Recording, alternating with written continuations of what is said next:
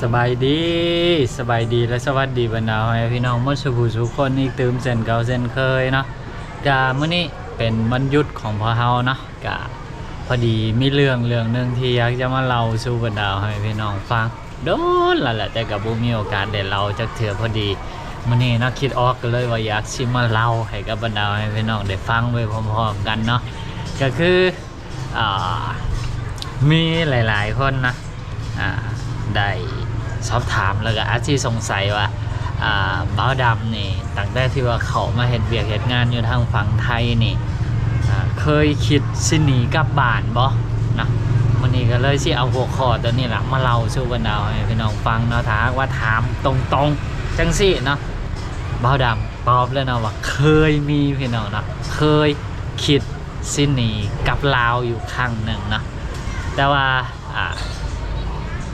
ตอนที่ว่าคิดสิหนีกับลาวหั่นมันบ่แม่นว่าหลังจากที่เฮาเข้ามาเฮ็ดเวียกเฮ็ดงานอยู่ทางฝั่งไทยพี่แล้ว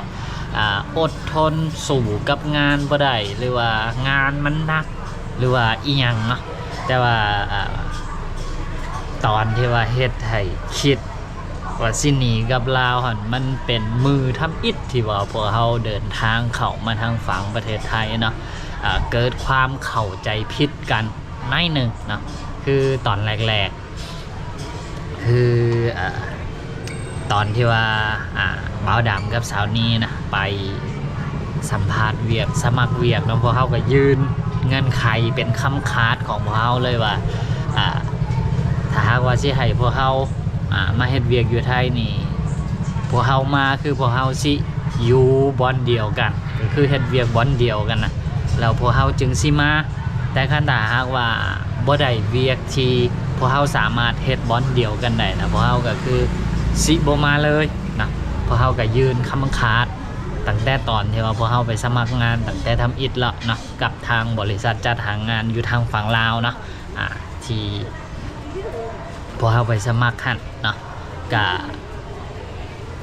พวกเขาหลังจากที่ว่าไปสมัครแล้วก็ไปสัมภาษณ์เนาะก็รอถ่าอยู่ประมาณช่วงแรกๆที่ว่าไปสมัครกันก็คือประมาณอยู่เดือนกว่าๆเนาะไปสมัครแล้วก็รอถ่าเพิ่นแล้วก็บ้านนั้นหลังจากที่เพิ่นแจ้งมาว่ามีเวียกตัวนี้มาเนาะแล้วก็พอเฮากับสัมภาษณ์แล้วก็ตกลงว่าสิไปเนาะแต่ก็มีเงื่อนไขคือจังที่บอกกับบรรดาให้พี่น้องไปอะไรคือพวกเฮาต้องได้เฮ็ดเวียกบอนเดียวกันเนาะถ้าว่าเฮ็ดกันคนละบอนที่พวกเขาสิบ่มาแล้วก็ทางบริษัทจัดหางานอยู่ทางฝั่งลาวมันก็ตกลงนะรับปากเป็นหมั่นเป็นหมายนะแต่ก็บ่มีเอกสารเป็นลายลักษณ์อักษรอีหยังดอกนะเพิ่นเว้าว่าได้อยู่บอนเดียวกันแนวใดก็ได้อยู่บอนเดียวกันสินะพอเขาก็เลยตกลงแล้วก็มาก็ประกอบเอกสารทุกสิ่งทุกอย่างหลังจากที่ว่าเอกสารทุกอย่างแล้วเบิดฮอดมือที่ว่าสิเดินทางมาไทยน้องพอเฮาก็ลงไปเวียกแล้วก็ไปนอนอยู่นครหลวงหั่นคืนนึงแล้วก็ตกมือต่อมาก็ข้ามมาทางฝั่งไทยเนาะแล้วก็ก่อนที่ว่าสิเข้ามาก็เพิ่นก็พาไปอบรมไปแจ้งว่าการที่พวกเขามาเฮ็ดงานอยู่ทางฝั่งไทยแบบถูกกฎหมายนี่มันสิได้มีหยังแดน่ะก็หลังจากทุกสิ่งทุกอย่างเนาะผ่านไปก็เวลาก็ตกฮอดประมาณเกือบสิค่ำแล้วแหละเนาะประมาณ5 โมง 6 โมงตะเว้นก็เริ่มตกแล้วก็เริ่มมืดสลอมสแลมมาเนาะก็บัดนั้นก็คือฮอตรอบที่ว่าเช็คชื่อขึ้นรถเกียมสิไปลงแต่ละสาขาเนาะปรากฏว่าไล่ชื่อออกมาเนาะบ่าวดำกับสาวนี้คือได้ขึ้นรถคันเดียวกันเนาะเพราะว่ามาผู้นึงก็คือมาลงอยู่มหาไซก็คือบอนที่พวกเฮาอยู่นี่เนาะสาวนี้ได้มาลงอยู่มหาไซแล้วก็ส่วนบ่าวดำก็คือได้ไปลงอยู่ที่บางบอนเนาะบางบอนหรือว่าสารยานี่แหละอันนี้บ่าวดำก็บ่แน่ใจเนาะก็คืออยู่กันคนละบอนเนาะกะตอนนั้นเนาะหลังจากที่ฮู้ว่ามันเป็นจังซั่นพวกเฮากับบ่สั่งสิเฮ็ดแนวใดก็ก่อนสิขึ้นรถเนาะบ่าวดำก็ พยายามที่ว่าสิไปล้มกับทางผู้ที่ว่าเป็นเอเจนซี่อยู่ทางฝั่งไทยเนาะก็พยายามสิไปล้มเพิ่นแต่สุดท้ายก็บ่ได้ลบนะแล้วก็ฮอตยามที่ว่าสิขึ้นรถบ่ดำก็ว่าบ่ดำสิบ่ขึ้นคันถ้าหากว่าบ่ได้มาลงสาขาเดียวกันน่ะก็คือสิบ่มาแล้วก็เขาเจ้าก็เว้าไปต่างๆนานาหั่นแหละแล้วก็สุดท้ายเนาะเฮาก็บ่ซักแล้วก็ตอนนั้นน่ะบ่ดำก็ติดต่อหาบริษัทจัดหางานอยู่ทางฝั่งลาวเนาะแต่ตอนนั้นก็ติดต่อบ่ได้ก็เลยว่าบริษัทที่เฮ็ดแนวใดแล้วก็บ่อยากให้ขบวนรถหั่นน่ะมันมาซ่าเพราะเฮาผู้เดียว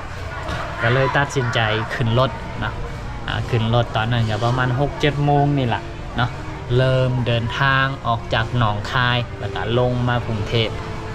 ระหว่างเดินทางเนาะบ่าวดำก็ติดต่อหาบริษัทจัดหางานอยู่ทางฝั่งลาวหั่นแหละคิดไว้ในใจนะว่าถ้าพวกเขาบ่ได้มาลงบ่ได้มาเฮ็ดเวียกอยู่บ่อนเดียวกันสาขาเดียวกันน่ะพวกเขาก็คือสิบ่อยู่เพราะว่าตั้งแต่ก่อนที่ว่าพวกเขาสิออกบ้านเนาะพวกเขาก็ยืนค้ำขาดให้กับบริษัทจัดหางานอยู่ทางฝั่งลาวแล้วเขาเจ้าก็ฮับปากคอนเฟิร์มเป็นมันเป็นหมายเนาะว่าสิให้มาลงสาขาเดียวกันนะแต่ว่าหลังจากที่ขาบมาทางฝั่งไทยเนาะบ่ฮู้ว่าเพิ่นประสานงานกันจังไดระหว่างบริษัทจัดหางานอยู่ทางฝั่งลาวกับเอเจนซี่อยู่ทางฝั่งไทยนะเรื่องนั้นเฮาบ่ฮู้แล้วก็ผลออกมาคือแบบมันบ่ตรงตามที่ร่วมกันไว้นะเฮาก็เลยนั่นแหละเลยคิดไว้นะถ้าหากว่าแนวใดก็มาลงสาขาเดียวกันบ่ได้เนี่ยเพราะเฮาสิพากันลักหนีสิเป็นแนวใดก็สร้างนะสิเสียเงินเท่าใดก็สร้างคือพวกเฮาสิพากันลักหนีนะณตอนนั้นนะที่คิดแล้วก็แต่ว่าเวลาผ่านไปเนาะก็คือติดต่อทางบริษัทจัดหางานอยู่ทางฝั่งลาวได้เนาะแล้วก็ลมกับเพิ่นบอกเพิ่นแจ้งเพิ่นนี่แหละก็เว้าตามความเป็นจริงตามที่ตกลงกับเพิ่นเนาะว่าชิ้นแนวใดก็สร้างคันถ้าหากว่าพวกเฮาบ่ได้มาลงอยู่สาขาเดียวกันตามที่ตกลงกันไว้นะก็พวกเฮาก็สิบ่อยู่พวกเฮาก็สิพากันกลับบ้านของพวกเฮาจริงเนาะแล้วก็ระหว่างที่มานะเอเจนซี่ที่มานำเฮาเนาะก็เพิ่นก็พยายามปลอบใจแต่ว่าบ่แม่นหัวหน้าดอกเนาะเป็นผู้ที่มานำขบวนนั่นน่ะเพิ่นก็พยายามปลอบใจว่าบอนเฮ็ดเวียกระหว่างที่บ่าวดำได้ไปลงกับสาวนี้แต่มันลงนี่มันก็บ่ไกลกันปานใดว่าซั่นยกตัวอย่างว่าอยู่บางบอนกับมหาไซเนี่ยเพิ่นก็ว่าบ่ไกลกันปานใดคั่นว่าขี่รถไปหากันก็20-30 นาทีว่าสินะเพิ่นว่าก็พอเฮาก็คือเก่าเนาะคันถ้าหากว่าบ่ได้มาลงสาขาเดียวกันได้ก็คือสิกลับบ้านจนผ่านไปแล้วก็ทางบริษัทจัดหางานอยู่ทางฝั่งลาวเนาะเพิ่นก็ไปล้มกับทางเอเจนซี่ทางฝั่งซ้ายแล้วก็บัดนั้นเพิ่นก็ล้มกันเท่าใดเฮาก็บ่ฮู้เนาะเฮาก็บ่ฮู้ในรายละเอียดเลยสุดท้ายมาเพิ่นก็มาซับเปลี่ยนให้บ่าวดำกับสาวนี้มาลงสาขาเดียวกันเนาะคันถ้าหากว่าเพิ่นบ่ซับบ่เปลี่ยนให้อันนี้พวกเฮาก็บ่ฮู้เนาะว่าสิเป็นแนวใดคืออยากบ่อยากก็คือแนวใดพวกเฮาก็น่าสิหนีกลับบ้านแหละเพิ่นก็บอกเนาะว่าตอนนั้นถ้าหากว่าพวกเฮาหนีกลับบ้านอาจสิได้เสียเงินผู้หนึ่ง 22,000 ว่าซั่นเนาะซึ่งก่อนหน้านั้นนะตอนนี้ว่าพวกเฮามาในเอกสารทุกฉบับคือแบบมันบ่มีข้อตกลงตัวนี้ที่ทุกฉบับที่พวกเฮาเซ็นนะพวกเฮาก็เลยบ่คิดหยังแล้วก็สุดมาถ้าหากว่าหนีกลับแล้วมันต้องได้เสียนะพวกเฮาก็คือสิยอมเสียนะนี่บ่มีก็อาจสิยอมเป็นหนี้เป็นสินแล้วก็มันเสียนะเพราะว่าสิให้มาเฮ็ดเวียกแล้วอยู่กันคนละบ่อนอันนี้พวกเฮาบ่อยู่เนาะคือพวกเฮาเว้าแจกนะในตอนอยู่บ้านแล้วว่าพวกเฮาบ่อยู่คันสิให้มาอยู่จังซี่นี่พวกเฮาก็คือสิเฮ็ดไร่เฮ็ดนาอยู่บ้านของพวกเฮาเนาะสู้ไปอยู่บ้านของพวกเฮาเอาเนาะคือหลายคน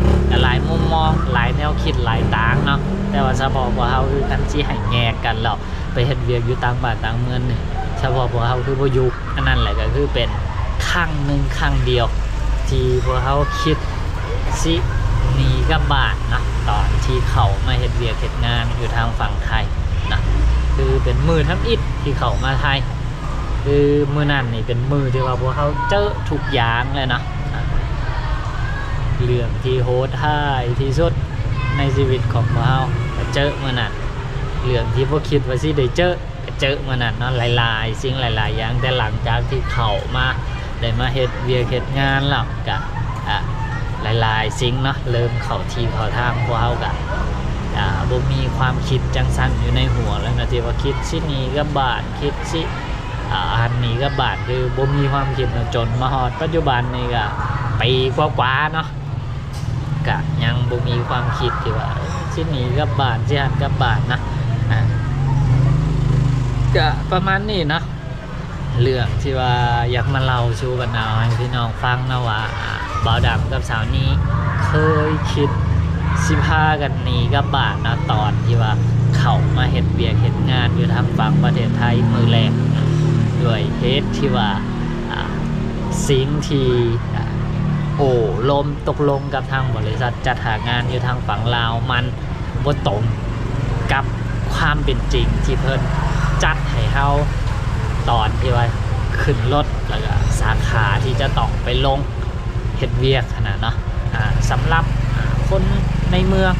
เรื่องที่เบาดำเรามานี่ผู้ที่ว่าเพิ่นมีเงินไขมีรถมีล่างก็อาจสิบ่เป็นปัญหาในอย่างเนาะอยู่แถวบางบอนมหาไส้ก็อาจสิเป็นเรื่องจิบเรื่องเล็กๆน้อยๆเนาะแต่ว่าสำหรับพวกเฮาที่มาจากต่างบ้านต่างเมืองบ่ฮู้ที่ไปไทยมาบ่ฮู้คนบ่ฮู้ทางบ่ฮู้หันบ่ฮู้นี่บ่ฮู้จักไผเลยน่ะแล้วให้มาแยกกันอยู่สิมันสำหรับพวกเฮาคือแบบพวกเฮาบ่โอเคนะแต่ละคนจะอาจสิเบิ่งปัญหาในแต่ละมุมบ่คือกันแต่ว่าสำหรับพวกเฮาคือตัวนี้มันเป็นปัญหากันเลยหั่นล่ะถ้าว่าได้แยกกันก็คือแนวใดพวกเฮาก็คือสิพากันหนีกลับบ้านแต่สุดท้ายทุกอย่างก็ลงโตเนาะวันนี้หนีกลับบ้านอยู่มาเฮ็ดเวียกมาจนมาถึงปัจจุบันนี้ก็ประมาณนี้เนาะสำหรับ EP นี้นะไว้พบกันไหมใน EP ต่อไปนะสำหรับ EP นี้ขอตัวลาไปแล้วเด้อนะ